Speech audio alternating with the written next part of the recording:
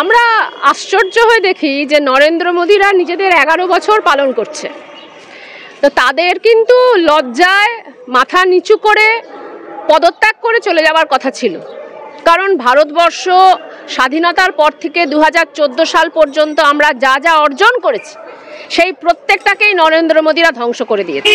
প্রথমত ধরো অর্থনীতি, 2006-07 যখন গোটা পৃথিবীতে মন্দা নামলো, পুঁজিবাদের একটা বিরাট মন্দা নামলো, একমাত্র ভারতবর্ষ কিন্তু সেখানে এই মন্দাটাকে মোকাবিলা করতে পারলো।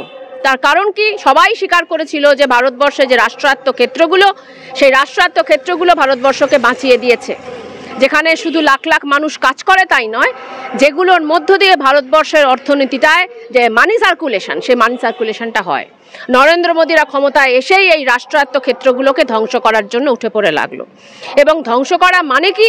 একেবারেই তাদের কিছু পেটোয়া যাকে বলে ব্যবসায়ী, আদানি এবং আম্বানি, যাদের টাকায় নরেন্দ্র মোদী প্রধানমন্ত্রী হয়েছেন, তাদেরকে এই সম্পদটাকে লুট করার, চুরি করার যাবতীয় ব্যবস্থা নরেন্দ্র মোদী করে দিলেন।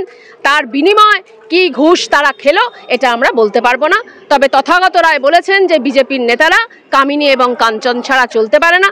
অতএব এই আদানি এবং আম্বানির কাছ থেকে নরেন্দ্র মোদীরা কি কি কাঞ্চন অর্জন করেছে ভারতের এই সমস্ত রাষ্ট্রায়ত্ত ক্ষেত্রগুলোকে ধ্বংস করার জন্য, সেটা আমরা জানি না। ভারতবর্ষের টাকা, মুদ্রা একটা স্থিতিশীলতা ছিল। আমরা জানি সেটা হচ্ছে যে এখন ব্রেটন উডস চুক্তি চলে না, সোনাকে সামনে রেখে প্রত্যেকটা পৃথিবীতে মুদ্রা একটা স্থিতিশীল অবস্থায় থাকে না।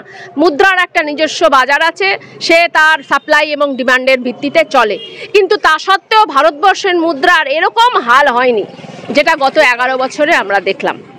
আমরা দেখছি তার ফলে যে বিরাট পরিমাণে মূল্যবৃদ্ধি, যেটা পৃথিবীতে ভারতবর্ষে এর আগে আমরা কখনো দেখিনি। আমরা দেখছি যে কোনো নতুন শিল্প হয়নি, সমস্ত জায়গাতে চাকরি বাকরি চলে যাচ্ছে। এখন চাকরি বলতে বলা হচ্ছে যে পৃথিবীতে যেখানে যেখানে যুদ্ধ হচ্ছে তোমরা যাও, সেই যুদ্ধক্ষেত্রে গিয়ে তোমরা গিয়ে সেনা হিসেবে যাও। ইতিমধ্যে 1400 লোককে পাঠিয়ে দেওয়া হচ্ছে, এটা হচ্ছে চাকরি। আর একটা চাকরির কি ব্যবস্থা হচ্ছে, বলা হচ্ছে যে কেন বিভিন্ন জায়গায় দাঙ্গা টাঙ্গা হবে, যেখানে যেখানে সংখ্যালঘু মানুষের দোকানপাট আছে তোমরা যাবে, গিয়ে লুটফুট করে নিয়ে চলে আসবে, এটাই হচ্ছে তোমাদের চাকরি। মণিপুরে কি হচ্ছে, দুটো সম্প্রদায়ের মধ্যে তুমি উস্কে দুটো সম্প্রদায়কে মধ্যে ভাগ করে দিলে, এখন পরস্পর তারা নিজেদের ধন সম্পদ যাকে বলে লুটতরাজ করার পেছনে চলেছে। নরেন্দ্র মোদী আজকে হিন্দু যুবকদের বলছেন যে তোমাদের চাকরি দিতে পারছি না, একটা কাজ করব, মুসলমানদের যে ওয়াকফ সম্পত্তি, সেই ওয়াকফ সম্পত্তি আমরা নিয়ে নেব, আদানিকে কিছু দেবো, আম্বানিকে কিছু দেবো, আর সেখানে তোমরা চাকর বাকর হিসেবে যদি কিছু পেতে পারো তাহলে দেখো সেটার আমরা ব্যবস্থা করছি। অর্থাৎ ভারতবর্ষের যে বেকার যুবক তাদেরকে দাঙ্গা হাঙ্গামায় তারা উস্কানোর চেষ্টা করছে। আমরা গত 11 বছরে কি পেলাম? আমরা 11 বছরে পেলাম যে প্রত্যেকটা রাজ্যের যে একটা স্বাধীনতা, প্রত্যেকটা রাজ্যে সেখানে আমরা দেখছি সেটা হচ্ছে যে বিরোধী পক্ষ সেখানে সরকার করতে পারে, কেন্দ্রে যারা আছে তার বিরুদ্ধে অন্য একটা পার্টি সেখানে সরকার করতে পারে। নরেন্দ্র মোদী চালু করলো ডবল ইঞ্জিন সরকার। ডবল ইঞ্জিন সরকার আবার কি? এটা ভারতবর্ষের সংবিধানের সম্পূর্ণ বিরোধী একটি স্লোগান। ভারতবর্ষের সংবিধান বলছে যে কেন্দ্রে যে থাকবে রাজ্যে তার বিপরীত লোক থাকতে পারে এবং সেটাই গণতন্ত্র, সেটা হলেই ভালো হয়। তারা আজকে বিভিন্ন বিরোধী পক্ষকে ইডি এবং সিবিআই জেলে পুরে দেওয়ার ব্যবস্থা করলো। তাদের এখন মূল এজেন্ডা হচ্ছে দুর্নীতি। দুর্নীতির বিরুদ্ধে যুদ্ধ করার কিন্তু নরেন্দ্র মোদীদের বিন্দুমাত্র ইচ্ছে নেই, কারণ দুর্নীতির বিরুদ্ধে যদি যুদ্ধ করতে হয় তাহলে আদানি আম্বানিদের এই যে দুর্নীতির টাকা সেটা তাদের বাজেয়াপ্ত করতে হয়।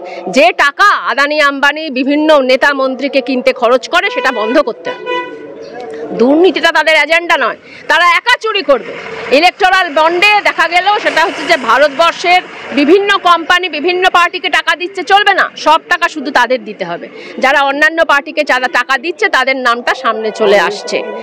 অর্থাৎ এক দেশ এক নেতা এক চোর, এই যে এক দেশ এক নেতা এক চোর, এই যে স্লোগান, এটা আমরা গত 11 বছরে পেলাম।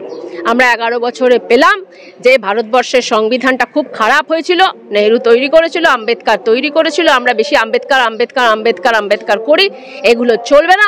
এখন থেকে আমাদের গোলওয়ালকার গোলওয়ালকার গোলওয়ালকার বলতে হবে, যদিও তাদের সংবিধানটা যে কি সেটা আমরা এখনো পর্যন্ত জানতে পারি। তারা বলছে তাদের নাকি সংবিধান তৈরি, তার মানে ধর্মনিরপেক্ষতা, গণতন্ত্র, সমাজতন্ত্র, এই যে কথাগুলো আছে ভারতবর্ষের সংবিধানে সেটাকে তারা বাতিল করবে। বাতিল করবে মানে কি?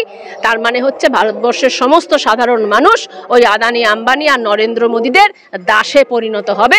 তারা তাদেরকে মারবে, ধরবে, দাঙ্গা করবে, যুদ্ধ করবে এই যে সন্ত্রাসবাদ দমন, আমরা কি পেলাম? তিনি বললেন তিনি বিশ্বগুরু, নতুন একটা টার্ম পেলাম 11 বছরে, বিশ্বগুরু। তো কেমন বিশ্বগুরু?